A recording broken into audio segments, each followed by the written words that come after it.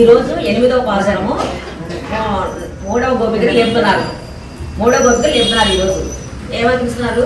వాళ్ళ మొత్తంలో వచ్చి నిల్చొని, అమ్మ మేమందరం వెళ్ళిపోతున్నారు, అందరూ స్వామి దగ్గరికి, తూర్పు తెల్లవారిపోయిందని నీకోసమే మేము వచ్చాము, గోష్ఠులు అందరినీ కలుపుకొని వెళ్ళాలి, ఎవరిని వదిలిపెట్టకూడదు అనే ఉద్దేశంతో నీ దగ్గరికి వచ్చాము.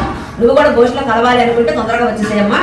తెల్లవారని గుర్తు ఏంటంటే ఆ రోజుల్లో వాళ్ళకి అన్ని గేదెలు ఆవులు పాడి ఉండేవి వాళ్ళకి మంచిగా.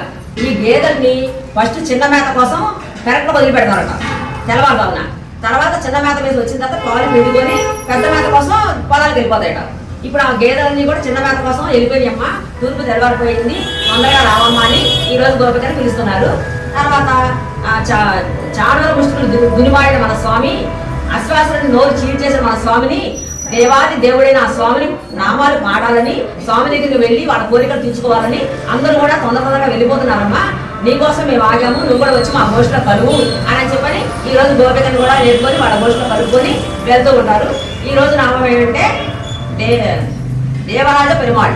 ఈ రోజు నామం దేవరాజ పెరుమాళ్. మళ్ళీ రేపటి పాసురంలో అమ్మవారికి నామం ఇచ్చినాక కూడా దేవరాజ పెరుమాళ్ అనే నామాన్ని మననం చేసుకుంటూ ఉండాలి. మనం ఏ పని చేస్తున్నా కూడా మననం చేసుకుంటూ ఉండాలి. 10 మంది గోపికలు కూడా 10 మంది ఆళ్వారు అని చెప్పుకున్నాం కదా.